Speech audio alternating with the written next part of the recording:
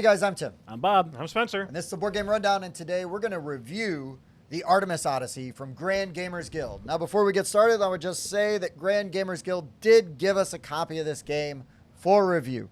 I have not played the Artemis Project. Correct. Yeah, that is correct. I have not played Correct on both accounts. But you have. Yes, I own it. I've played it multiple times. I really enjoy it. Yeah. And have you played Artemis Project? Honestly, I can't remember. Okay. Yeah, I kickstarted that back when it first came out. Okay, cool. So I've had it for a while. Sure. So, yeah. So Artemis Odyssey Picks is up where it takes off. 1 to 5 players. And Also, 6 to 8 players in teams. in teams. very That's nice. right. There's a There team is variant, which was super cool. I was looking through the book and I saw that it said 1 to 5. That said 6 to 8 player teams. What? What? Yeah. Yeah, so that could be interesting. It could be very interesting. So this game is, from what I'm told, completely different than Completely the Artemis different. Project. Yes. So in Artemis Odyssey, everybody basically has a hand of cards, and you can look at them. They're all here, and while everybody essentially has the same actions, they do. They're all different. They're all different. They're all the same but different. They're all the same but different. Yeah. So, like a production card, for example, they're paired up. So you're going to choose Which production you do. what you do, but they all are paired up differently. Right. So, Yep. so his water is paired up with an X. My water is paired up with a food. That food is paired up with a Y. Yeah. So it's all just different combinations. Slight variants. Same thing with movement In and fact, things like each that. one has 2 places it cannot get to. Yeah, each player color, going into the travel bit here. We'll get there. We'll get there. Yeah. Hey, Spencer, quit jumping Calm down, ahead. Spencer. Quit jumping ahead. So what you're going to do is essentially the goal of the game is to score points. Once we've got to 77 points here on the board, it triggers endgame. Finish the round, you're done. And yes, then any scoring, blah blah blah. And to score points, we are going to be traveling to these other solar systems using our ships, and we will be terraforming, we'll be colonizing, and we'll be building factories. There's all these different fun things we can do. And so how do we do that? Well, you've got all these cards. There's build cards. There's production cards, which will give you resources. There's movement cards, and there's scoring cards. We'll get to scoring cards in a minute. And there's like trading as well. So that opens up your ability to trade with either another player or the bank. So everybody in turn order is going to basically choose one of their cards, and they're going to place it on an empty spot in the turn track. Now, there are various spots that might be blocked off depending on player count, but we're not going to get into all of that because that doesn't matter for this. Right. So let's just say I picked this one and put it right here. Oh, geez, Spencer. Here, I'm just going there. Right there. And then we're going to go around, right? Right. We're going to keep going around until everybody's All played. the appropriate spaces are filled. Right. So essentially, in our game, there will be everybody will have 3 actions. Wait for Spencer. Wait for Spencer. So And then what we would do is now we would resolve did them you all. do that? So I would choose one of these to then produce if I have that on one of my starting planet or a planet I control, right? So I would generate, let's just say water, and then anybody that can then make water gets water. Correct. And you would get 1 if you've got your ship or your colony there, right? Yep. Ships produce 1. Colonies produce 1. Factories produce 2. Terraformers don't produce anything because terraformers are more for victory points than for production. 1,000,000%. And then we would go on to the next one. That's a build action. So now I could use the resources I have to build anywhere that I have a ship or maybe An asset. Yeah, an asset. Yes. Because I could upgrade a colony into a factory. Correct. Yep.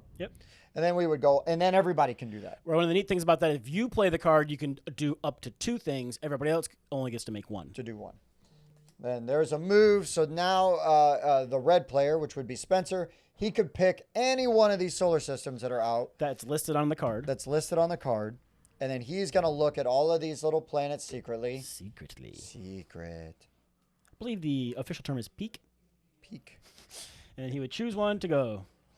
And then If he goes to the one with the alien icon, he gets Alien technology. Alien tech, which then gives him a secret card. secret card. An ability. Yeah. It tells you what to do. It's either endgame points or it's like a one-time ability. Yep. Usually. But then I get to choose who gets hey, to go next. Bob, do you want to travel there? I do want to travel there. So then Bob would fly out his green ship. Which funny, as I was looking for the yellow ship, I was like, "Where's my yellow ship?" Yeah. And then I would do the same peekaroo, and we would do this one, flip it, and put my ship.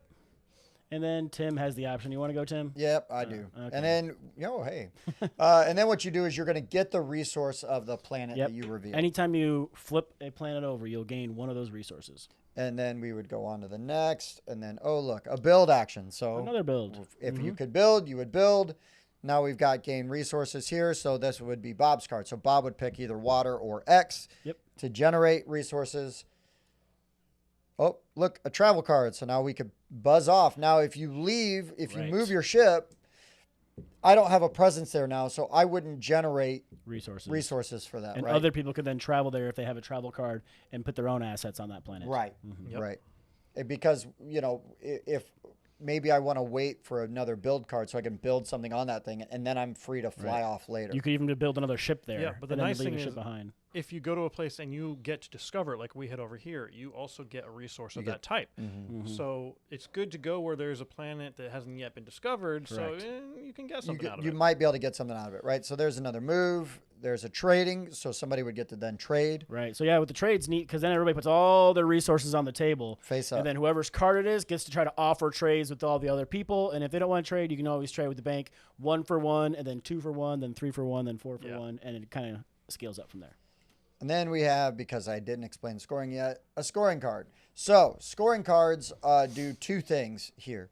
They are going to, there's a left and a right side. So the person who played it will get to determine what is getting scored. Which side? Yep. And then the player who played the scoring card furthest in the track also then becomes the first player going into the next turn. So Spencer would take the first player marker. Even if he had played it up here, because there's no other scoring cards, that would count. And if nobody plays one, it stays. Yeah, that would be why I played at the end, so I would be guaranteed of getting that. Right, because if somebody else had played one later, they would then take it. And then, so scoring really quick. Let's walk through all the scoring cards real fast. So the one that Tim had there, so either going to score 1 point for each of your colony and 2 for your factories, or you're going to get 2 points for each of your starships. And then they have the one for the alien planets and terraformers. Yep. So 2 points for every alien planet with at least one of your assets, or 3 points for every terraformer you have built. Then you have the concentration one. So 2 for each of your assets in the system with the most of your assets, or 1 for each system where you have at least 1 asset. And then the last one is the resource one, where you can discard. Yeah, it's over there somewhere. But you can discard 2 to 9 matching resources for 1 each, or 2 to 6 because there's only 6 different ones for 2 per card. But one of the interesting things on this is whoever scores the most or ties for the most is going to get an extra bonus, and if you score the least amount, you're going to take a penalty, unless everybody ties. If everybody ties, then there's no penalty or bonus. But it's a real nice way to try to keep the runaway leader in check. Yeah, it's and then unlike your other cards, so at the end of the round, everybody gets their cards back that they have played, except for their scoring cards. Yep. You don't get your scoring cards back until you have played all of your scoring cards, and then you can pick them all up. And that's basically how the game is played until it's done. Yep. There's a thing that happens when we cross 42, which is, I love that joke, where everybody, the person with the lowest score draws 3, draws 1 card for the number of players. For the number of players, and then picks one and then passes it, right? Yep. And they choose who they pass it to? No, it goes to the next one. Next lowest score. Okay. Yep. So whoever's in the lead gets stuck with the last card. Again, another nice built-in mechanic to help control the runaway leader. Yes. Yeah. So that's basically how you play Artemis Odyssey.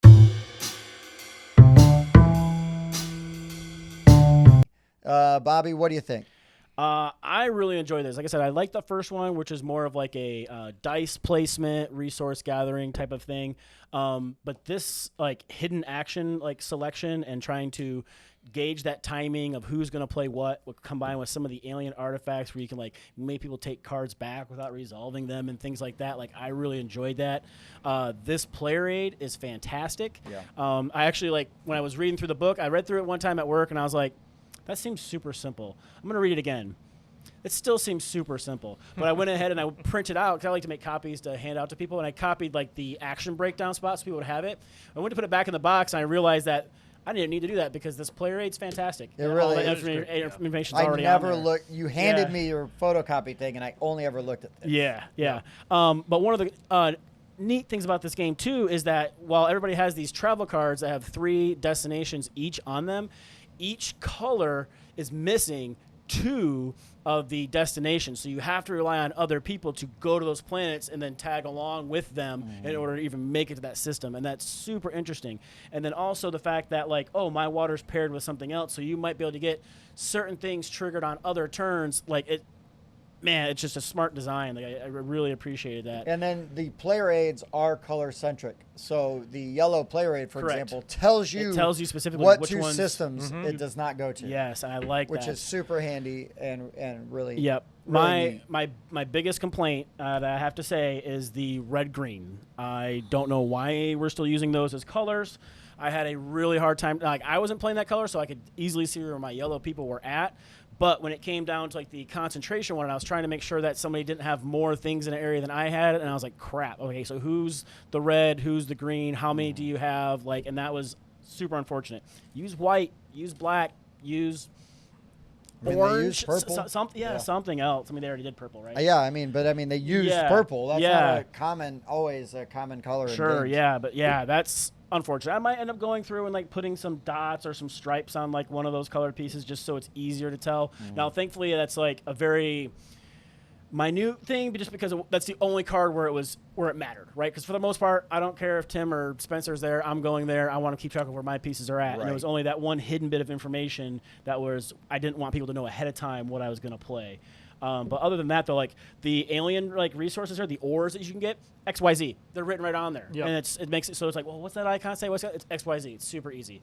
And then the other ones are super easy to distinguish. Food, energy, and water. Yeah, they're super really easy to distinguish. So. But I had a lot of fun playing this. The setup is super modular, so like you can like have anywhere from 3 to 7 planets around a single star. So that's super neat. Like, yeah, this was really good. I enjoyed it a lot. Yeah, Spencer, what did you think? Oh, I really love the action selection. I've always liked that kind of thing. And the fact that each card you get to choose between the 2, it actually makes the economy really tight in this game, and that can be a really good thing. I really like the art in this. Yeah.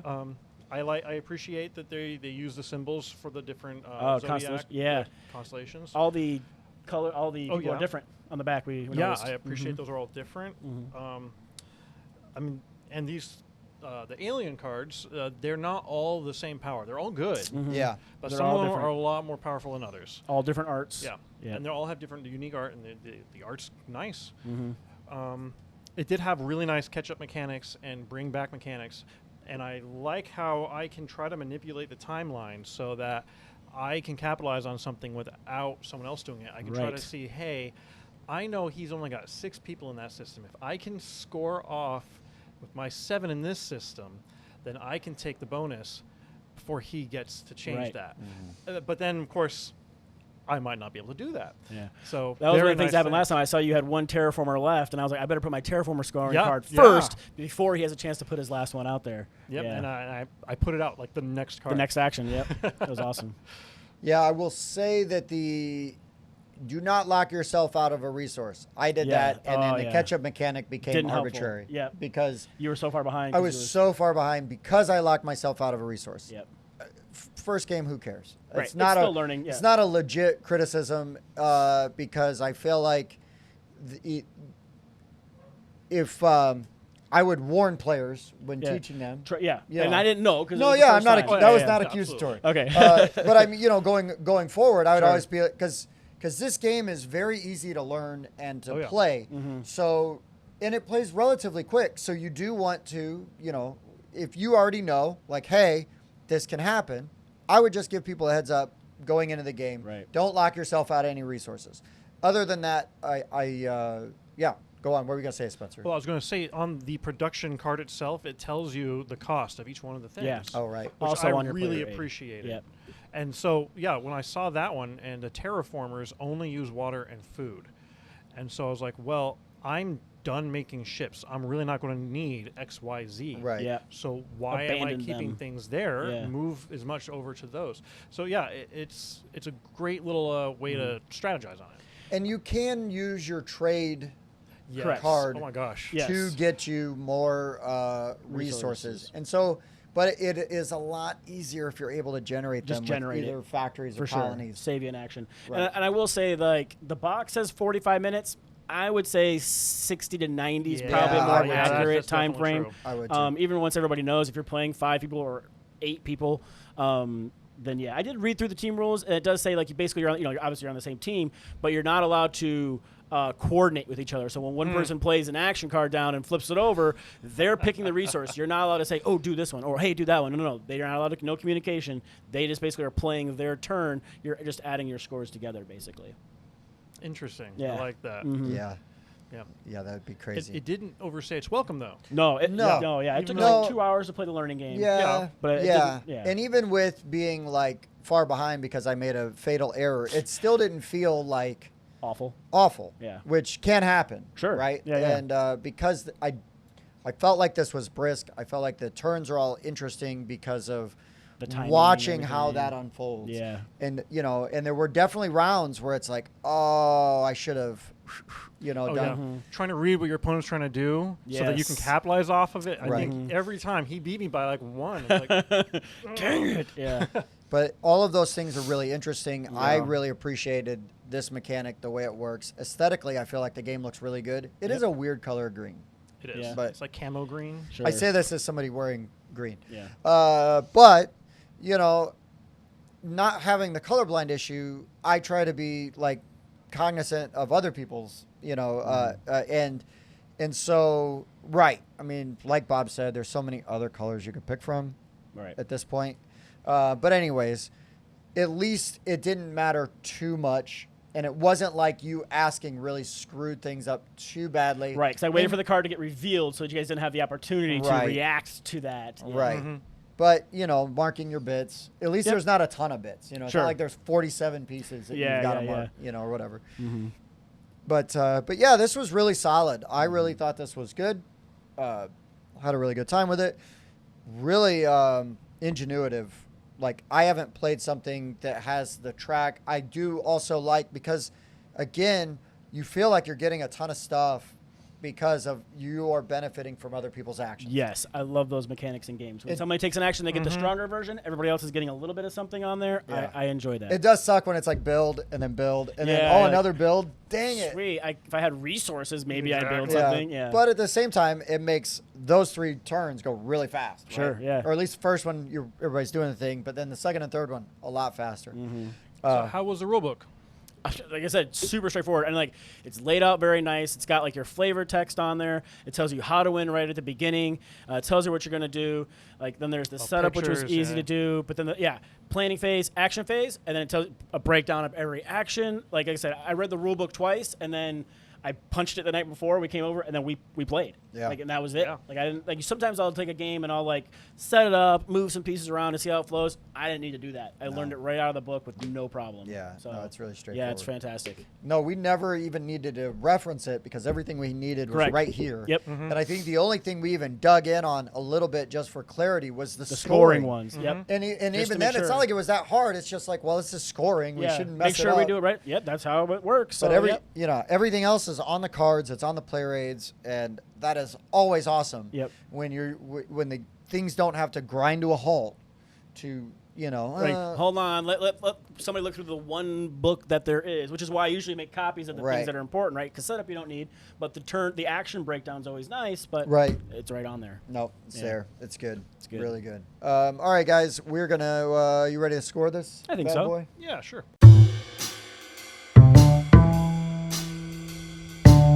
Bobby. Oh, that's me. How do we do that? Here at the Board Game Rundown, we will score games from 1 to 10. We use 0.5s for a little bit of variance, but then we're going to take those scores, we're going to average them together, then we'll post that on BGG, Discord, wherever you might want to find what the Board Game Rundown gave it. Nice. Yeah. Well done, sir. Thank you.